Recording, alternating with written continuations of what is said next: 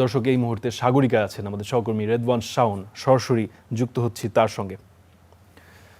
শাওন, ম্যাচের কথা আসলে বিস্তারিত আলোচনা করার আগে আমি আসলে জানতে চাই, এখনও দেখতে পাচ্ছি বৃষ্টি হচ্ছে, সেই অবস্থায় আসলে ম্যাচ কি হওয়া সম্ভাবনা আছে কিনা?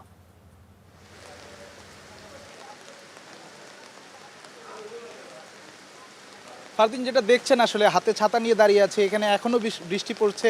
ম্যাচ শুরু হওয়ার কথা ছিল 2টায়, সেই টাইমটাও সম্ভবত শেষের দিকে। কিন্তু আমি যদি আপনাকে একটু আপডেট দেওয়ার চেষ্টা করি, আসলে প্রত্যেক ম্যাচের আগে, টি-20 ম্যাচের আগে 1 ঘন্টা 10 মিনিটের একটা রিজার্ভ টাইম থাকে, যে টাইমের মধ্যে যদি খেলাটা মাঠে গড়ায় সেক্ষেত্রে ওভার কাটা হয় না, যে 20 ওভারের খেলা নির্ধারিত 20 ওভারই খেলা হয়।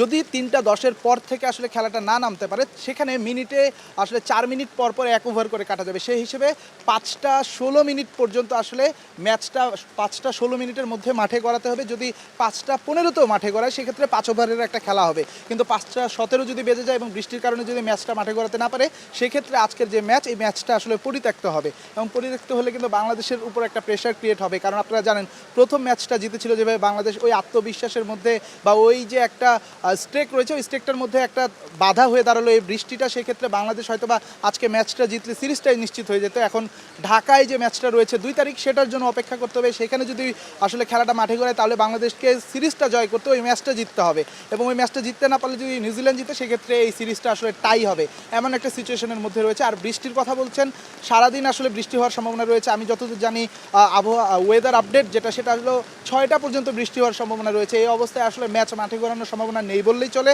আর অন্যদিকে দর্শকদের কথাও যদি বলি, হয়তোবা বৃষ্টির কারণে একজন দর্শকও এখন পর্যন্ত আমি মাঠে দেখিনি। আমি ব্যক্তিগতভাবে চারদিক ঘুরে এসেছি, আসলে দর্শক এখন পর্যন্ত মাঠে নেই। এবং বৃষ্টির যে আসলে সময়ের সাথে সাথে বৃষ্টিটা আরও বাড়ছে, কমার নামটা আসলে এখন পর্যন্ত নেয়নি বৃষ্টিটা। এটা বাংলাদেশ দলের জন্য, কিংবা বাংলাদেশের ক্রিকেট ভক্ত যারা রয়েছে, যারা আসলে টিকিট খরচ করেছিল, টাকা দিয়ে টিকিটটা কিনেছিল, তাদের জন্য হয়তো বা একটু ডিফিকাল্ট হয়ে গেল, কারণ এই ম্যাচটা এখানে আর তৃতীয় ম্যাচটা নাই, যে কারণে ওই অফারটা আসলে বিসিবি দিতে পারবে না যে আপনারা এই ম্যাচের টিকিটটা দিয়ে আসলে ওই তৃতীয় ম্যাচটা দেখতে পারবেন।